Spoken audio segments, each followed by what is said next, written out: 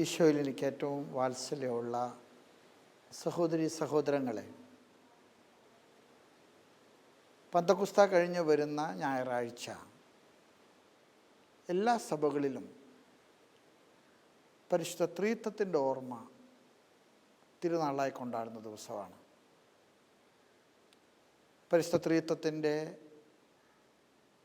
ഈ തിരുനാൾ ദിനത്തിലെ പരിശുദ്ധ ത്രിത്വത്തെക്കുറിച്ച് നിങ്ങളോട് സംസാരിക്കാൻ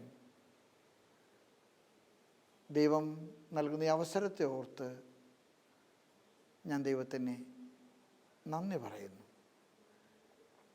എന്നെ കേൾക്കുന്ന നിങ്ങൾക്കെല്ലാവർക്കും നമ്മുടെ വിശ്വാസത്തിൻ്റെ അടിസ്ഥാന മൂലക്കല്ലേ പരിശുദ്ധ ത്രിത്വത്തിലുള്ള വിശ്വാസം തിരുനാളായി കൊണ്ടാടുന്ന ഈ ദിവസത്തിൻ്റെ മംഗളങ്ങളും ദൈവാനുഗ്രഹവും ഒക്കെ ഞാൻ സ്നേഹപൂർവ്വം ആശംസിക്കുന്നു.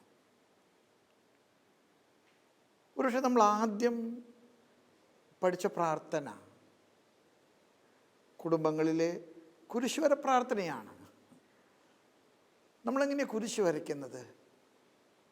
നമ്മൾ കുരിശ് വരയ്ക്കുന്നത് ത്രിത്വൈക ദൈവത്തിൻ്റെ നാമത്തിലാണ്. പിതാവിൻ്റെയും പുത്രൻ്റെയും പരിശുദ്ധാത്മാവിൻ്റെയും നാമത്തിൽ. നമ്മളെ എല്ലാ പ്രാർത്ഥനകളും ഉപസംഹരിക്കുന്നത് ത്രിത്വൈക ദൈവത്തിൻ്റെ നാമത്തിലാണ്. നിത്യം പിതാവും പുത്രനും പരിശുദ്ധാത്മാവുമായ സർവേശ്വര എന്നേക്കും ആമേൻ. നമ്മുടെ ക്രൈസ്തവ ജീവിതം ആരംഭിക്കുന്നത് തന്നെ ത്രിത്വൈക ദൈവത്തിലുള്ള അഭിഷേകത്തിൻ്റെ മാമുദിസ കൊണ്ടാണ്. നമ്മൾ മാമുദിസ നൽകുന്നത് ത്രിത്വൈക ദൈവത്തിൻ്റെ നാമത്തിലാണ്. പിതാവിൻ്റെയും ആമേൻ, പുത്രൻ്റെയും ആമേൻ, പരിശുദ്ധാത്മാവിൻ്റെയും നാമത്തിൽ ആമേൻ. ജോസഫ് ഈ കുഞ്ഞ് മാമുദിസ മുക്കപ്പെട്ടിരിക്കുന്നു. നമ്മുടെ വിശ്വാസത്തിൻ്റെ ആകത്തുകയാണ് പരിശുദ്ധ ത്രിത്വത്തിലുള്ള നമ്മുടെ വിശ്വാസം. കത്തോലിക്ക വിശ്വാസ മതഗ്രന്ഥം 261 ആർട്ടിക്കിളിലെ ഇപ്രകാരമാണ് പറയുന്നത്: നമ്മുടെ ക്രൈസ്തവ വിശ്വാസത്തിൻ്റെ മൂലക്കല്ലും നമ്മുടെ ആധ്യാത്മിക ജീവിതത്തിൻ്റെ അന്തർധാരയും പരിശുദ്ധ ത്രിത്വത്തിലുള്ള വലിയ വിശ്വാസമാണ്. പരിശുദ്ധ ത്രിത്വത്തിലുള്ള ഈ വിശ്വാസം ഇന്ന് പ്രത്യേകമായിട്ട് ഓർമ്മിക്കുന്ന ദിവസം പരിശുദ്ധ ത്രിത്വത്തിൻ്റെ രഹസ്യങ്ങളെക്കുറിച്ചുള്ള, അതിൻ്റെ ആധ്യാത്മിക സമ്പത്തിനെക്കുറിച്ചുള്ള ചില ചിന്തകൾ നിങ്ങളുമായിട്ട് പങ്കുവയ്ക്കാൻ എനിക്ക് ആഗ്രഹമുണ്ട്. പ്രധാനമായിട്ടും ഞാൻ 5 കാര്യങ്ങളാണ് നിങ്ങളോട് ഇന്ന് പങ്കുവയ്ക്കാൻ ആഗ്രഹിക്കുന്നത്. ഒന്നാമത്തെ കാര്യം, പരിശുദ്ധ ത്രിത്വത്തിലുള്ള നമ്മുടെ വിശ്വാസം നമ്മുടെ വിശ്വാസ സംഹിതയുടെ മഹാരഹസ്യമാണ്. കത്തോലിക്ക മതബോധന ഗ്രന്ഥം അതിനെ വിളിക്കുന്നത് the mystery of our faith. എന്താണ് മിസ്റ്ററി എന്ന് പറയുന്നത്? നിങ്ങൾക്കറിയാം, മനുഷ്യൻ്റെ ബുദ്ധി കൊണ്ട് മനുഷ്യനെ സുഗ്രാഹ്യമാകുന്ന ഒന്നല്ല പരിശുദ്ധ ത്രിത്വത്തിലുള്ള വിശ്വാസം. പരിശുദ്ധ ത്രിത്വത്തെക്കുറിച്ചുള്ള നമ്മുടെ ജ്ഞാനം അതൊരു ആത്മാഭിഷേകമാണ്. അത് ഒരു ദൈവത്തിൻ്റെ കൃപാവരത്തിൻ്റെ അത്ഭുത സിദ്ധിയാണ്.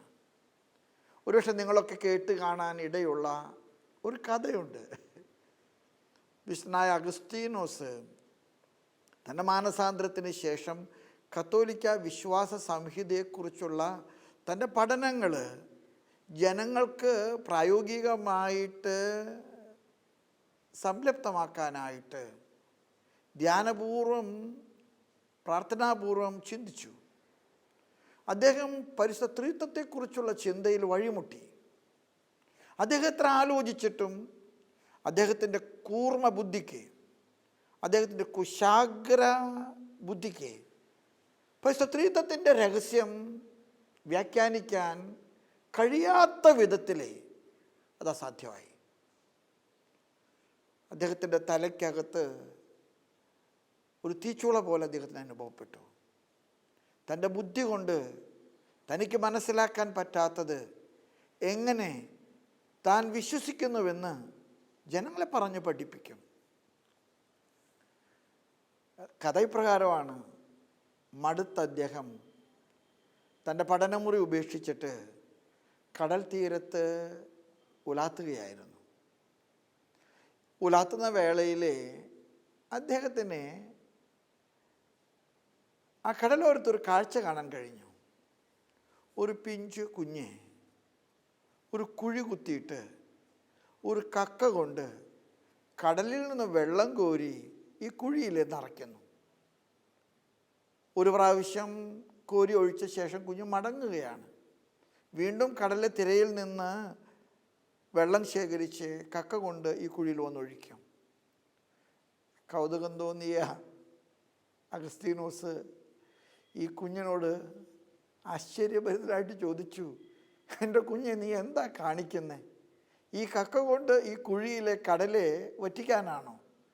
ആ കുഞ്ഞ് ഒരു പരിഹാസ ചിരിയോടുകൂടെ അഗസ്തീനോസിനോട് പറഞ്ഞു, നിങ്ങൾ ഇപ്പോൾ ആലോചിച്ചുകൊണ്ട് തല പൊണ്ണാക്കിയ ഈ കാര്യമുണ്ടല്ലോ, പരിശുദ്ധത്വത്തെക്കുറിച്ചുള്ള മഹാരഹസ്യത്തെക്കുറിച്ചുള്ള ബുദ്ധിപരമായിട്ടുള്ള വ്യാഖ്യാനത്തിലുള്ള പരിശ്രമം, അതിനേക്കാൾ എളുപ്പമാണ് ഈ കക്ക കൊണ്ട് ഈ കടലെ ഈ കുഴിയിലെ ഞാൻ കോരി ഒഴിക്കുന്നത്. അഗസ്തീനോസ് അതൊരു ദൈവിക ദർശനമായിട്ടാണ് കരുതിയത്. ദൈവം തനിക്ക് പരിശുദ്ധ സ്ത്രീത്വത്തെക്കുറിച്ചുള്ള രഹസ്യം വ്യാഖ്യാനിക്കാൻ ഒരു മാലാഖയെ കടൽ തീരത്ത് അയച്ചതായിട്ടാണ് വിശുദ്ധനായ അഗസ്തീനോസ് അതേക്കുറിച്ച് കരുതുന്നത്. സ്നേഹമുള്ള എൻ്റെ സഹോദരങ്ങളെ, എന്നെ കേൾക്കുന്ന നിങ്ങളെല്ലാവരും മനസ്സിലാക്കേണ്ട ആദ്യത്തെ ഒരു രഹസ്യം, പരിശുദ്ധ സ്ത്രീത്വം, അതേക്കുറിച്ചുള്ള അറിവ് എൻ്റെ ബുദ്ധി കൊണ്ട് ഉൾക്കൊള്ളാൻ പറ്റുന്ന വിധത്തിൽ ചെറുതല്ല. രഹസ്യമെന്ന് പറയുമ്പോൾ അത് സുഗ്രാഹ്യമല്ലെന്നുള്ള അർത്ഥത്തിലല്ല. ദൈവം നമുക്ക് വെളിപ്പെടുത്തുന്ന ദൈവത്തിൻ്റെ കരത്തിൻ്റെ കരുത്തുകൊണ്ട് ഞാനും നിങ്ങളും ഗ്രഹിക്കേണ്ട ഒരു വലിയ യാഥാർത്ഥ്യമാണ് പരിശുദ്ധ സ്ത്രീത്വത്തെക്കുറിച്ചുള്ള വിശ്വാസ ഖണ്ഡിക. ദൈവം ആയിരിക്കുന്ന അവസ്ഥയിൽ ദൈവത്തിൻ്റെ അസ്തിത്വത്തെക്കുറിച്ച്, ദൈവത്തിൻ്റെ വ്യക്തിത്വത്തെക്കുറിച്ച് ഞാനും നിങ്ങളും അറിയാൻ പരിശ്രമിക്കുന്നത് നല്ലതാണ്. പക്ഷേ ഈ അറിവിൻ്റെ പരിശ്രമത്തിന് ഒരു പരിധി ഉണ്ടെന്നുള്ളത് ഞാനും നിങ്ങളും തിരിച്ചറിയണം. ഈ പരിധിക്കുള്ളിൽ നിന്നുകൊണ്ട് നിസ്സഹായനായ മനുഷ്യൻ തമ്പുരാൻ്റെ മുൻപിൽ കരം കൂപ്പി, ദൈവമേ നീ ആരാണെന്ന് ചോദിക്കാൻ മോശയെപ്പോലെ സന്നദ്ധനാകണം. നീ ആരാണ്? നിൻ്റെ ദൈവീക നാമം എന്താണ്? ഞാൻ ആയിരിക്കുന്നവനാണെന്ന് പുറപ്പാടിൻ്റെ പുസ്തകത്തിൽ മോശയോട് പറഞ്ഞു. ഈ പ്രഭാഷണം കേൾക്കുന്ന നിങ്ങളോടൊക്കെ എനിക്ക് പറയാനുണ്ട്, പരിശുദ്ധ സ്ത്രീത്വത്തെക്കുറിച്ചുള്ള അറിവ് ദൈവനിവേശിതമാണ്. അത് മനുഷ്യൻ്റെ ശക്തി കൊണ്ടോ ബുദ്ധി കൊണ്ടോ കരുത്തുകൊണ്ടോ നേടിയെടുക്കാവുന്ന ഒന്നല്ല. അത് ദൈവം എനിക്കും നിങ്ങൾക്കും അഭിഷേകമായി നൽകേണ്ടതാണെന്നുള്ള ഒരു തിരിച്ചറിവ് നമ്മൾക്കുണ്ടാകട്ടെ. രണ്ടാമതായിട്ട് എനിക്കിനോട് പറയാൻ ആഗ്രഹമുള്ള പരിശുദ്ധ സ്ത്രീത്വത്തെക്കുറിച്ചുള്ള ഒരു കാര്യം, ദൈവം ആയിരിക്കുന്നത് പോലെയാണ് ദൈവം മനുഷ്യനെ സൃഷ്ടിച്ചത്. ഉൽപ്പത്തിയുടെ പുസ്തകത്തിൽ 1-ാമത്തെ അധ്യായത്തിലെ 27-ാമത്തെ വചനം ഇപ്രകാരമാണ്: ദൈവം മനുഷ്യനെ സ്വന്തം ഛായയിലും സാദൃശ്യത്തിലും സൃഷ്ടിച്ചു. ദൈവത്തിൻ്റെ ഛായയും ദൈവത്തിൻ്റെ സാദൃശ്യവും, ഒരുപക്ഷെ ദൈവത്തിൻ്റെ അസ്തിത്വത്തിലും ദൈവത്തിൻ്റെ വ്യക്തിത്വത്തിലും മനുഷ്യനുള്ള കൂട്ടു പങ്കാളിത്തമാണ് ദൈവത്തിൻ്റെ ഛായ, ദൈവത്തിൻ്റെ സാദൃശ്യം. ദൈവം ആയിരിക്കുന്നത് സ്നേഹത്തിൻ്റെ വലിയൊരു കൂട്ടായ്മയിലാണ്. ദൈവം സ്നേഹമാണെന്ന് യോഹന്നാൻ അപ്പസ്തോലൻ എത്രയോ വ്യക്തമായിട്ട് പറയുന്നു. ദൈവം സ്നേഹമാണ്. ഈ സ്നേഹം കെട്ടിക്കിടക്കുന്ന വെള്ളമല്ല, അത് അനർഘനിർഗ്ഗളമായിട്ട് ഒഴുകുന്ന ജലപ്രവാഹമാണ്. അതാർക്കും കൊടുക്കാതെ എടുത്തു വയ്ക്കുന്ന ഒന്നല്ല, അത് പങ്കിടുന്നൊരു സ്നേഹമാണ്, അത് കൊടുക്കുന്നൊരു സ്നേഹമാണ്. പിതാവായ ദൈവം തൻ്റെ സ്നേഹം മനുഷ്യർക്ക് പങ്കിട്ടതാണ് പുത്രൻ. യോഹന്നാൻ്റെ സുവിശേഷത്തിലെ 3-ാമത്തെ അധ്യായത്തിലെ 16-ാമത്തെ തിരുവചനം ഒരുപക്ഷെ സുവിശേഷങ്ങളിലെ തന്നെ ന്യൂക്ലിയസാണ്. തന്നിൽ വിശ്വസിക്കുന്ന ഒറ്റ മനുഷ്യനും നശിച്ചു പോകാൻ പാടില്ലെന്ന് ദൈവത്തിന് നിർബന്ധമുള്ളത് കൊണ്ട് തൻ്റെ ഏകജാതനെ നൽകുവാൻ തക്കവിധം ദൈവം അത്രയ്ക്കധികമായിട്ട് ഈ ലോകത്തെ സ്നേഹിച്ചു. ദൈവത്തിൻ്റെ സ്നേഹം കരകവിഞ്ഞൊഴുകുന്നതാണ് പുത്രൻ. പിതാവും പുത്രനും അവരുടെ സ്നേഹം നമുക്ക് നൽകുന്ന കരത്തിൻ്റെ കരുത്താണ് പരിശുദ്ധാത്മാവ്. അതുകൊണ്ട് ദൈവം മനുഷ്യനെ സ്വന്തം ഛായയിലും സാദൃശ്യത്തിലും സൃഷ്ടിച്ചുവെന്ന് പറയുമ്പോഴേ ഞാനും നിങ്ങളും മനസ്സിലാക്കേണ്ടത്, നമ്മളായിരിക്കുന്ന അവസ്ഥയുണ്ടല്ലോ, അത് ദൈവീകമായ അസ്തിത്വത്തിൻ്റെ തുടർച്ചയാണ്. ദൈവം മനുഷ്യനെ സൃഷ്ടിച്ചത് ആദാമിൽ നിന്നാണ്. ആദാമിൻ്റെ നാസാതന്ത്രികളിലേക്ക് ദൈവം ജീവൻ്റെ ആത്മാവിനെ കടത്തിവിട്ടു. മണ്ണ് മനുഷ്യനായത് അപ്പോഴാണ്. ദൈവത്തിൻ്റെ ആത്മാവ് മനുഷ്യനിൽ വസിക്കുന്നു. മനുഷ്യനിൽ നിന്ന് ദൈവം സ്ത്രീയെ സൃഷ്ടിച്ചു. ആദാമിൽ നിന്ന് ഹവ്വായെ സൃഷ്ടിച്ചു. സ്നേഹമുള്ള എൻ്റെ സഹോദരങ്ങളെ, സ്നേഹത്തിൻ്റെ സുഗന്ധമെന്ന ഫ്രാൻസിസ് മാർപ്പാപ്പയുടെ സിനഡിന് ശേഷമുള്ള അപ്പസ്തോലിക പഠനരേഖയിൽ പറയുന്നുണ്ട് ഇപ്രകാരം: ദൈവം കുടുംബത്തിലെ ചൊരിയുന്ന സ്നേഹം ത്രിത്വൈക ദൈവത്തിൻ്റെ കൂട്ടായ്മയുടെ സ്നേഹമാണ്. ഒരു സ്ത്രീയും ഒരു പുരുഷനും സ്നേഹം പങ്കിടുമ്പോൾ ആ സ്നേഹത്തിൽ ജീവൻ സ്പന്ദിക്കുന്നു, കുഞ്ഞുങ്ങളുണ്ടാകുന്നു. ഒരുപക്ഷെ ആ സ്നേഹം ത്രിത്വൈക ദൈവത്തിൻ്റെ സാദൃശ്യത്തിലും ഛായയിലുമുള്ള എൻ്റെയും നിങ്ങളുടെയും കൂട്ടുപങ്കാളിത്തമാണ്. അതുകൊണ്ട് തന്നെ മനുഷ്യൻ ദൈവത്തെ പോലെ സ്നേഹം സ്വീകരിക്കുന്നവനും സ്നേഹം കൊടുക്കുന്നവനുമാണ്. എനിക്കും നിങ്ങൾക്കും സ്നേഹം കൊടുക്കാൻ കഴിവുണ്ട്. ത്രിത്വൈക ദൈവത്തിൻ്റെ അസ്തിത്വത്തിലും വ്യക്തിത്വത്തിലുമുള്ള ഈ കൂട്ടുപങ്കാളിത്തം, അതാണ് മനുഷ്യൻ്റെ ഏറ്റവും വലിയ മഹത്വം. അതുകൊണ്ടാണ് പരിശുദ്ധ പിതാവ് സ്നേഹത്തിൻ്റെ സുഗന്ധമെന്ന അമോരിസ് ലെത്തീസിയ എന്ന അപ്പസ്തോലിക ലേഖനത്തിൽ പറയുന്നത്, സ്നേഹം പങ്കിടുന്നിടത്തൊക്കെ ത്രിത്വൈക ദൈവത്തിൻ്റെ കൂട്ടായ്മ സംജാതമാകുന്നു. സ്നേഹം വേർപെടുന്നിടത്തൊക്കെ ത്രിത്വൈക ദൈവം നമുക്ക് നഷ്ടപ്പെടുകയാണ്. ഭാര്യ ഭർത്താവിനോട് ചേർന്നിരിക്കും, ഭർത്താവ് ഭാര്യയ്ക്ക് വേണ്ടി ജീവിക്കുന്നു. ഭാര്യയും ഭർത്താവും പങ്കിടുന്ന സ്നേഹത്തിലെ നിങ്ങൾക്ക് നൽകപ്പെടുന്ന കുഞ്ഞുങ്ങളിലെ, ആ കുഞ്ഞുങ്ങളുടെ കൂട്ടായ്മയിലെ, നിങ്ങളുടെ കുടുംബത്തിൻ്റെ താളക്രമത്തിലെ, അതിൻ്റെ ശ്രുതിബദ്ധതയിലെ, അവിടെയെല്ലാം ത്രിത്വൈക ദൈവത്തിൻ്റെ സാന്നിധ്യത്തിൻ്റെ സഹവാസമുണ്ടെന്നുള്ള ഒരു തിരിച്ചറിവ് നമുക്കുണ്ടാകണം. മൂന്നാമതായിട്ട് എനിക്ക് നിങ്ങളോട് പറയാൻ ആഗ്രഹമുണ്ട്. ത്രിത്വൈക ദൈവത്തിൻ്റെ കൂട്ടായ്മ എന്ന് പറയുമ്പോൾ 3 ദൈവങ്ങളിലുള്ള ഒരു ബഹുദൈവ വിശ്വാസമാണെന്നുള്ള തെറ്റിദ്ധാരണ സഭയുടെ പിതാക്കന്മാരെ സംബന്ധിച്ചിടത്തോളം ഈ ഒരു വലിയ രഹസ്യത്തിലുള്ള അവരുടെ ആശയക്കുഴപ്പങ്ങൾ അത് തീർക്കാനായിട്ട് ജനങ്ങൾക്ക് വേണ്ടി അവർ ചില സാദൃശ്യങ്ങൾ, ചില കമ്പാരിസൺസ് കൊണ്ടുവരാറുണ്ട്. അവർ പറയുന്ന ഒരു കമ്പാരിസൺ, സൂര്യൻ പിതാവിനെ പോലെയാണ്. സൂര്യൻ്റെ പ്രകാശം പുത്രനെ പോലെയാണ്. സൂര്യൻ്റെ പ്രകാശത്തിൻ്റെ ചൂട് അത് പരിശുദ്ധാത്മാവിനെ പോലെയാണ്. സ്നേഹമുള്ള എൻ്റെ സഹോദരങ്ങളെ, സൂര്യനും സൂര്യൻ്റെ പ്രകാശവും സൂര്യൻ്റെ ചൂടും തമ്മിൽ എനിക്ക് നിങ്ങൾക്ക് വേർതിരിക്കാൻ സാധിക്കുകയില്ല. സൂര്യനില്ലെങ്കിൽ പ്രകാശമില്ല, സൂര്യനും പ്രകാശവും ഇല്ലെങ്കിൽ ചൂടില്ല. ഇത് മൂന്നും ഒരു യാഥാർത്ഥ്യമാണ്. അതുകൊണ്ട് തന്നെ സഭാപിതാക്കന്മാർ ഈ യാഥാർത്ഥ്യത്തെ ജനങ്ങൾക്ക് മനസ്സിലാക്കാൻ പറ്റുന്ന വിധത്തിൽ പ്രയോഗിക്കുന്ന ഒരു പ്രയോഗമാണ് അവർ തുല്യരാണ്. അവർ തമ്മിൽ മുൻപോ പിൻപോ എന്ന വ്യത്യാസമില്ല. സൂര്യനുള്ളപ്പോഴൊക്കെ പ്രകാശം ഉണ്ടായിട്ടുണ്ട്, പ്രകാശമുള്ളപ്പോഴൊക്കെ ചൂട് അനുഭവപ്പെട്ടിട്ടുണ്ട്. ഒരുപക്ഷെ ക്രിസ്തു തന്നെ പറഞ്ഞു, ഞാൻ ലോകത്തിൻ്റെ പ്രകാശമാണെന്ന്.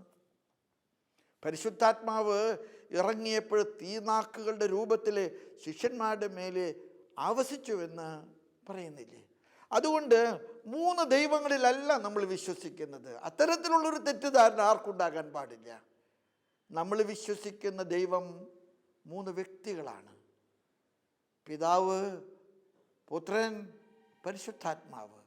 ഈ ത്രിത്വൈക ദൈവം ഒരു ദൈവമാണ്.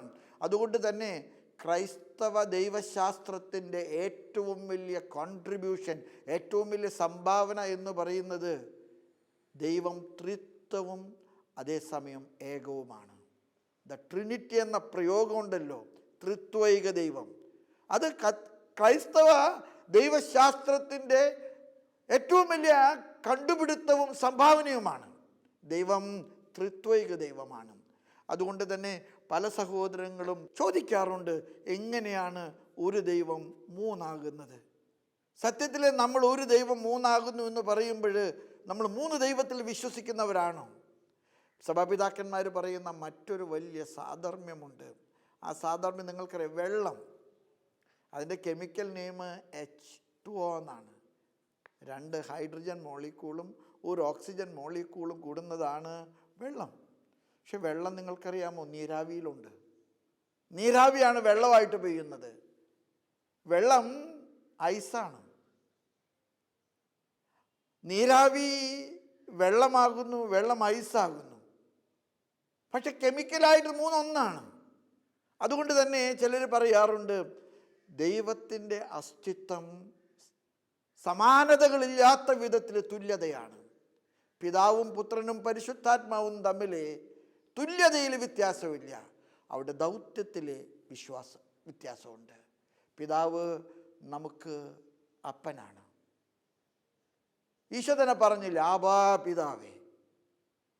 അവൻ നമുക്ക് പിതാവാണ്. പുത്രൻ നമുക്ക് രക്ഷകനാണ്. നമുക്ക് വേണ്ടി തൻ്റെ ജീവൻ മുറിച്ച് പങ്കിട്ട, നിങ്ങൾക്ക് വേണ്ടി മുറിക്കപ്പെടുന്ന എൻ്റെ ശരീരം, നിങ്ങൾക്ക് വേണ്ടി ചിന്തപ്പെടുന്ന എൻ്റെ ആത്മാവ്. പരിശുദ്ധാത്മാവ് സഹായകനാണ്. നിങ്ങൾ അസ്വസ്ഥപ്പെടുമ്പോൾ, നിങ്ങൾ ചിതറിക്കപ്പെടുമ്പോൾ നിങ്ങൾക്ക് നൽകുന്ന ദൈവത്തിൻ്റെ കരുത്താണ്, നിങ്ങൾക്ക് നൽകുന്ന ദൈവത്തിൻ്റെ ചൂടാണ്, ആവേശമാണ് പരിശുദ്ധാത്മാവ്. അതുകൊണ്ട് തന്നെ നമുക്ക് ത്രിത്വൈക ദൈവത്തിലുള്ള ഈ കാഴ്ചപ്പാട് കുറേ കൂടെ ഭംഗിയാക്കാനായിട്ട് പരിശ്രമിക്കണം. ത്രിത്വൈക ദൈവത്തെക്കുറിച്ചുള്ള 4-ാമത്തെ ഒരു കാര്യം എനിക്കിവിടെ പറയാനുള്ളത്, ഇത് വിശുദ്ധ ഗ്രന്ഥ അടിസ്ഥാനപ്പെടുത്തിയിട്ടുള്ളതാണ്. നമുക്കറിയാം, നമ്മുടെ കർത്താവിൻ്റെ മാമോദീസ മത്തായിയുടെ സുവിശേഷത്തിലും മർക്കോസിൻ്റെ സുവിശേഷത്തിലും ലൂക്കായുടെ സുവിശേഷത്തിൽ കൃത്യമായിട്ട് രേഖപ്പെടുത്തിയിട്ടുണ്ട്. നമ്മുടെ കർത്താവ് സ്നാപക യോഹന്നാനിൽ നിന്ന് മാമോദീസ സ്വീകരിക്കാൻ ജോർദാൻ നദിയിൽ വരുന്നു. എന്താ സംഭവിക്കുന്നത്? അവിടെ സംഭവിക്കുന്നത് ത്രിത്വൈക ദൈവത്തിൻ്റെ ആവിഷ്കാരം കർത്താവ് വെളിപ്പെടുത്തുകയാണ്. യോഹന്നാൻ ഒഴുകുന്ന ജോർദാൻ നദിയിലെ വെള്ളം കർത്താവിൻ്റെ ശിരസിലൊഴിച്ചപ്പോൾ സ്വർഗം തുറക്കപ്പെട്ടു, പരിശുദ്ധാത്മാവ് നൽകപ്പെട്ടു. പിതാവ് വിളിച്ചു പറഞ്ഞു, ഇവൻ എൻ്റെ പ്രിയപുത്രൻ. ഒരുപക്ഷെ ത്രിത്വൈക ദൈവം നമുക്ക് ഏറ്റവും സ്പഷ്ടമായിട്ട് വെളിപ്പെടുത്തപ്പെടുന്ന ഒരു മുഹൂർത്തമാണത്. അതുപോലെ തന്നെ നിങ്ങൾക്കറിയാം, നമ്മളുടെ കർത്താവ് സ്വർഗാരോഹണത്തിന് ശേഷം തൻ്റെ ശിഷ്യന്മാർക്ക് സുവിശേഷം പ്രസംഗിക്കാനുള്ള ദൗത്യം കൊടുത്തു. ആ ദൗത്യം കൊടുത്തത് എന്താണ്? നിങ്ങൾ ലോകത്തിൻ്റെ അതിർത്തികളിൽ പോയിട്ട് അവസാനം വരെ സുവിശേഷം അറിയിക്കുക. വിശ്വസിച്ച് സ്നാനം സ്വീകരിക്കുന്നവർക്ക് പിതാവിൻ്റെയും പുത്രൻ്റെയും പരിശുദ്ധാത്മാവിൻ്റെയും നാമത്തിൽ നിങ്ങൾ മാമോദീസ നൽകുവിൻ. ഈ ട്രിനിറ്റേറിയൻ ഫോർമുല എല്ലാ സഭകളും ഒരുപോലെ സ്വീകരിക്കുന്ന ഒരു ഫോർമുലയാണ്. പിതാവിൻ്റെയും പുത്രൻ്റെയും പരിശുദ്ധാത്മാവിൻ്റെയും നാമത്തിൽ നിങ്ങൾ മാമുദിസ നൽകുവിൻ. നമ്മുടെ വൈദികരും നമ്മുടെ പിതാക്കന്മാരൊക്കെ ജനങ്ങൾക്ക് നൽകുന്ന പൗളൈൻ സല്യൂട്ടേഷൻ്റെ ബ്ലെസ്സിങ് എത്ര മനോഹരമാണത്. നമ്മുടെ കർത്താവ് ഈശോ മിശിഹായുടെ കൃപയും പിതാവായ ദൈവത്തിൻ്റെ സ്നേഹവും പരിശുദ്ധാത്മാവിൻ്റെ സംസർഗവും നിങ്ങളോടുകൂടെ ഉണ്ടായിരിക്കട്ടെ. 1 കൊരിന്ത്യർ 13-ാമത്തെ അധ്യായത്തിലെ 14-ാമത്തെ വചനമാണത്.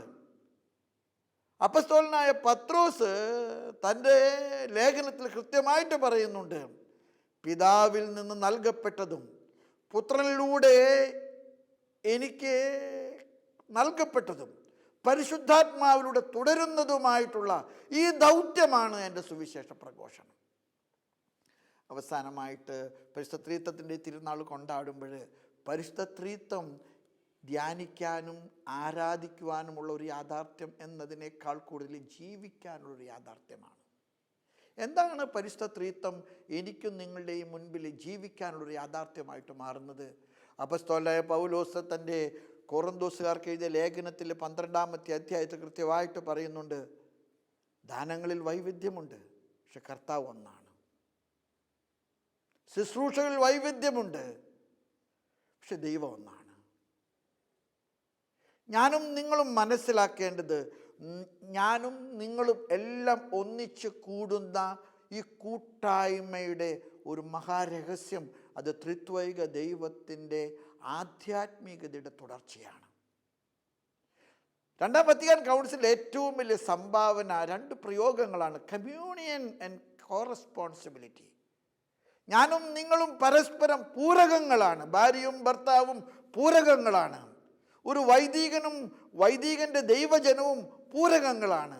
ഒരു പിതാവും ഒരു പിതാവിൻ്റെ രൂപതയിലെ ജനങ്ങളും പൂരകങ്ങളാണ്. പൂരകങ്ങളായിട്ട് വർത്തിക്കാൻ നമുക്ക് കഴിയട്ടെ. ഒരു സ്ത്രീയുടെ ദൗത്യം അല്ല ഒരു പുരുഷൻ്റെ ദൗത്യം. ഒരു വൈദികൻ്റെ ദൗത്യമല്ല ഒരു അൽമായൻ്റെ ദൗത്യം. നമുക്ക് നൽകപ്പെട്ട കഴിവുകളെല്ലാം തന്നെ ഏകോപിപ്പിച്ചുകൊണ്ട് സഭ പടുത്തുയർത്താനായിട്ട് നമ്മൾ നടത്തുന്ന ഒരു പരിശ്രമമുണ്ടല്ലോ, ആ പരിശ്രമമാണ് ഈ ത്രിത്വൈക ദൈവത്തിൻ്റെ ആധ്യാത്മികത ദൗത്യം.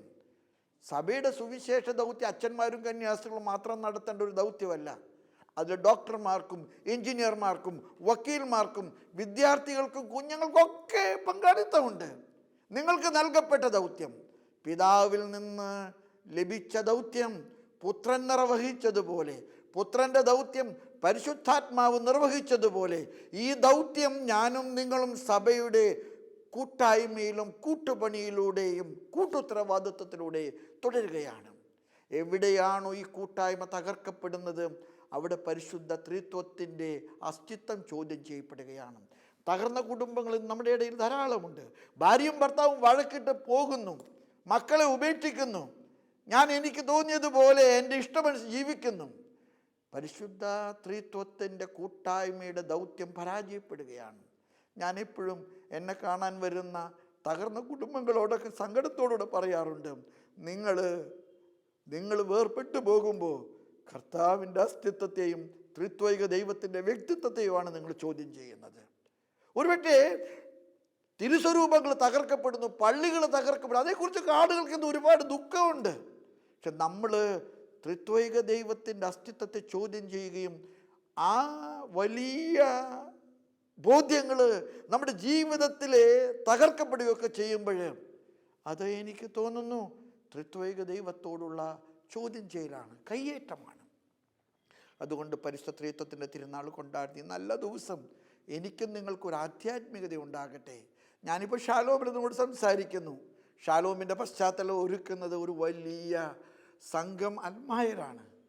ഞാനതിൽ സഹകരിക്കുന്നത് വഴി ഈ ദൗത്യത്തിൻ്റെ പൂർണ്ണത സഭയുടെ പടുത്തുയർത്തലിന് കാരണമാകുന്നു. എന്നെ കേൾക്കുന്ന ഡോക്ടർമാരോടും എഞ്ചിനീയർമാരോടും വക്കീൽമാരോടും അധ്യാപകരോടൊക്കെ എനിക്ക് പറയാനുള്ളത്, നിങ്ങളുടെ ദൗത്യം ത്രിത്വൈക ദൈവത്തിൻ്റെ ദൗത്യം തുടരാനുള്ള വിളിയാണ്. ഈ കൂട്ടായ്മ പരസ്പരം പൂരകങ്ങളായി നമുക്ക് കൊണ്ടാടാൻ കഴിയട്ടെ. അങ്ങനെ ഒരു സമൂഹഗാനം ഒന്നിച്ചു പാടാൻ നമുക്ക് കഴിയട്ടെ.